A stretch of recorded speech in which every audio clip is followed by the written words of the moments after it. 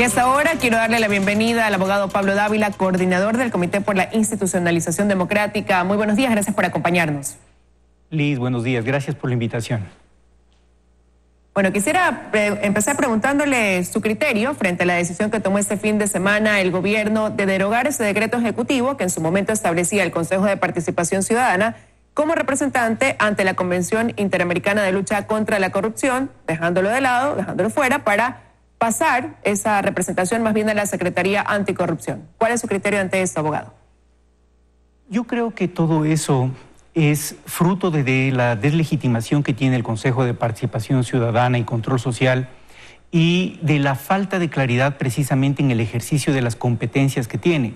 Si todos los ecuatorianos, si las autoridades mismas tuvieran la confianza absoluta de que este órgano está haciendo el rol que le compete y que supuestamente le mandaba la Constitución en la lucha contra la corrupción, ninguna de estas decisiones fuera justificable.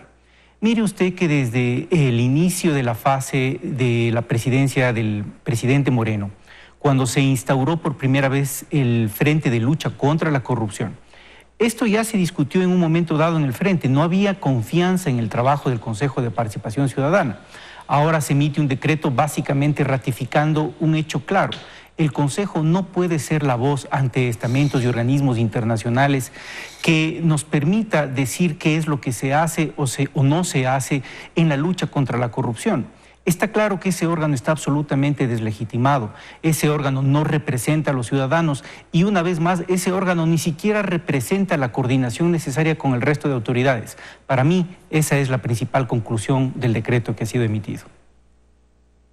Ahora, y es precisamente por cosas como estas que el comité del que usted forma parte, pues, y que fue conformado por el doctor Julio César Trujillo, está trabajando para lograr esa eliminación del Consejo de Participación Ciudadana, y dentro de eso presentaron pues ya la semana pasada las preguntas ante la Corte Constitucional para que ellos establezcan su dictamen. ¿Dónde radica la legitimidad de esta propuesta o de este planteamiento que ustedes presentaron ante la Corte Constitucional, abogado? Pienso que la legitimidad de esta propuesta está en la petición misma, en la eliminación del Consejo. Como el país conoce, hay varias posiciones al respecto en este momento que se discuten en el país. En la Asamblea Nacional hay varias iniciativas que hablan de limitar las atribuciones del Consejo de Participación Ciudadana. Por otro lado, nosotros estamos planteando la eliminación y me parece que hay al menos una propuesta más que habla también de la eliminación. En el Ecuador, desafortunadamente, los ciudadanos no confiamos en las instituciones públicas. 8 de cada 10 ecuatorianos no creen, no confían en el Consejo de Participación Ciudadana. 8 de cada 10 ciudadanos no confían en la Asamblea Nacional. 8 de cada 10 ciudadanos no creen o no confiamos en los jueces. No se cree en el Consejo de la Judicatura. Esta es la realidad que enfrentamos los ecuatorianos. La legitimidad de nuestra propuesta no solamente que está por el hecho de pedir la eliminación de un órgano que es un ente inerte en la administración del Estado. Si el día de mañana se le quitan las atribuciones de designación de autoridades, que parece ser algo, Liz, en la que todos los ecuatorianos estamos de acuerdo, eliminarle por lo menos las facultades de designación, ese órgano no haría absolutamente nada. El Consejo de Participación Ciudadana le cuesta al Ecuador, a los ciudadanos, a todos aquellos personas que pagamos impuestos, nos cuesta 14 millones de dólares al año.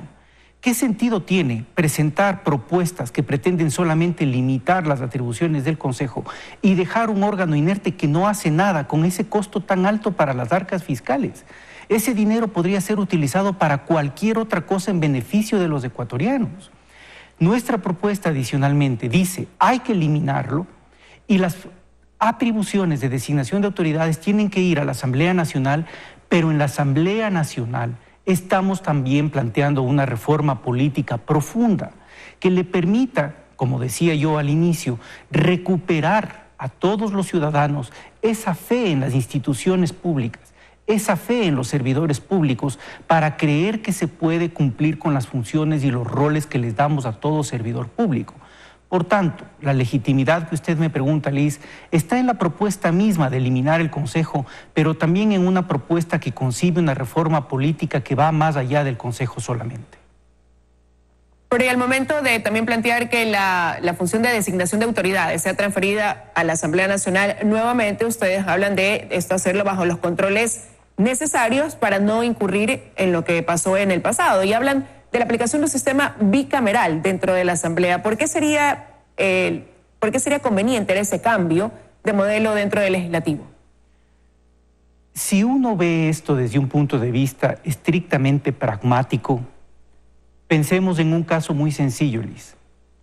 Nosotros salimos a la calle y le preguntamos a cualquier ciudadano en este momento, ¿usted quiere eliminar el Consejo de Participación Ciudadana? Prácticamente 7 de cada 10 ecuatorianos le va a decir sí.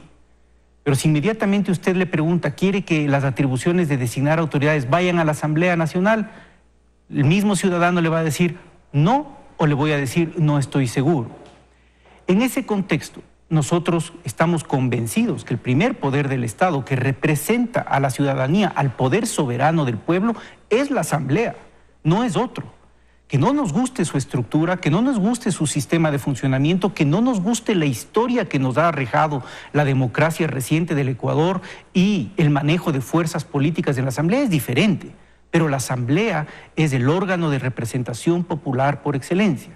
Regresadas las atribuciones a la Asamblea, lo que debemos y lo que nosotros estamos planteando es incluir una serie de controles como precisamente el sistema bicameral que permita reforzar el control, la autoridad en el ejercicio de las funciones. Creemos que 2 cámaras, Liz, van a tomar decisiones mucho más eficientes en el país. Va a haber un control de cada una de las decisiones. Por ejemplo, vamos a organizar los concursos de designación de autoridades con la participación ciudadana a través de comisiones integradas por representantes y ciudadanos con conocimiento técnico a nivel de la Cámara de Representantes, pero las decisiones finales se van a tomar por otra Cámara, de tal manera que haya independencia entre quienes arman los concursos y estructuran las comisiones respecto de aquellos que deciden. Exactamente lo mismo se puede poner como ejemplo para comprensión de la ciudadanía respecto de los juicios políticos.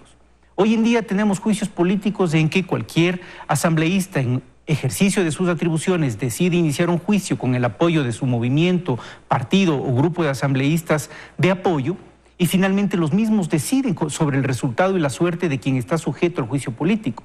En una estructura bicameral, usted puede iniciar por iniciativa de la Cámara de Representantes del juicio político, pero finalmente tener una decisión independiente por parte de los miembros del Senado. Ello tiene que estar blindado con una serie de decisiones de estructura, como por ejemplo requisitos para ser senadores, como por ejemplo el tiempo de duración de los senadores y de los representantes, las fechas de las elecciones de cada uno de ellos para tener esta garantía de un control interno, de un equilibrio de fuerzas al interior de la Asamblea que nos permita precisamente mejorar la institucionalidad pública en el control. Ahora, ustedes planteaban además una pregunta adicional, y esta tiene que ver con más bien la independencia de la Fiscalía dentro de este proceso del sistema judicial. ¿Por qué requerirían un cambio de estructura del Estado en ese sentido? El mayor interés de los ecuatorianos, Liz, de este momento es profundizar y ser eficientes, ser efectivos en la lucha contra la corrupción. Nuevamente, si ponemos esto en palabras muy simples y muy pragmáticas, si salimos a la calle y le preguntamos a cualquier ciudadano qué es lo que usted quiere, qué es lo que usted desea, aparte de todas las necesidades tradicionales de empleo, salud, seguridad, alimentación, la gente le va a decir de una vez por todas, quiero que se meta a la cárcel a todos los ladrones corruptos y adicionalmente deseo que regrese la plata que nos robaron a todos los ecuatorianos. Esos 2 conceptos, puestos ya desde una perspectiva jurídica, implica rescatar la independencia de las instituciones encargadas de administrar justicia. La segunda pregunta que nosotros hemos planteado justamente tiende a hacer ese reconocimiento. La fiscal general debe tener toda la independencia de actuación. Y la independencia de actuación implica el control sobre los procesos internos de la Fiscalía, desde la designación de los fiscales, los procesos de evaluación de los fiscales, la sanción de los fiscales. Por supuesto, con procedimientos internos sujetos a control también. Pero no puede ser que actualmente la fiscal general dependa de todos estos procesos del Consejo de la Judicatura. Y un Consejo de la Judicatura que asuma esto sin la seriedad y la convicción absoluta de la labor y la responsabilidad que tiene, nos mantiene todavía en ese estado de zozobra en la lucha contra la corrupción. Me parece que todos nosotros, quienes estamos en este momento tratando de liderar una propuesta en beneficio del país, debemos entender en esto como una oportunidad enorme para reflexionar los temas. Si queremos superar las taras con las cuales hemos vivido, los problemas de corrupción que vive nuestra nación, definitivamente tenemos que generarle independencia a las instituciones en su capacidad de control. Mucho se ha hecho en el último año y medio, pero es claro que la tarea es inmensa y hay muchos temas pendientes por hacer. Abogado, y usted decía que está consciente de que esta propuesta, la planteada por el Comité por la Institucionalización Democrática, tiene muchos enemigos, pero que conocen esos enemigos y que ya tendrán alguna estrategia para enfrentarlos. ¿A quiénes se refiere y qué harán al respecto? Bueno, yo creo que el correísmo es indudablemente un enemigo declarado de esta propuesta. No es una valoración de Pablo Dávila. Yo creo que todos los actores nacionales, líderes de opinión, líderes académicos, representantes de la sociedad civil, conocen que la estructura generada por el Consejo de Participación Ciudadana se dio en Montecristi en el proceso constituyente generado por el expresidente Rafael Correa. Yo le digo una cosa que es importante distinguir. Es posible que para muchos de quienes gestaron ese proceso en Montecristi, esta iniciativa haya sido la respuesta a grandes problemas que teníamos en el pasado, quizás a nivel de la Asamblea, y legítima y con convicción pensaban que la decisión correcta era crear una quinta función del Estado. Pero esa proyección o esa valoración que en ese momento se podía entender teórica porque no había ninguna experiencia al respecto, hoy en día tiene 10 años de probar que fue un experimento total y absolutamente fallido, creado únicamente por los líderes y las cabezas del correísmo para cooptar totalmente el poder, para controlar la designación de autoridades, para tener en el bolsillo de la voluntad de quien gobernaba el país en todos los frentes al Contralor General del Estado, al fiscal, a los superintendentes, al Procurador General, al Defensor del Pueblo, al Defensor Público, etcétera. Básicamente ellos son enemigos declarados de esta tesis porque esta tesis lo que pretende es recuperar la independencia de las instituciones. Evidentemente vamos a recibir mucha resistencia por parte de ellos porque ese bastión, el Consejo de Participación Ciudadana, como lo estamos viendo este instante, es prácticamente una de las últimas trincheras que les queda para mantener y ejercer el poder, ese poder que les permite el control y mantener la impunidad a la que estuvieron acostumbrados. Habrá que ver ahora cómo se pronuncia la Corte Constitucional para que esto continúe su curso luego de ir a la Asamblea, al Consejo Nacional Electoral, hasta llegar a una consulta popular y ver qué decide el Ecuador frente a la eliminación o no del Consejo de Participación Ciudadana y Control Social. Quiero agradecerle su presencia esta mañana, abogado Dávila, aquí en los desayunos de 24 horas. Gracias a usted, Elisa.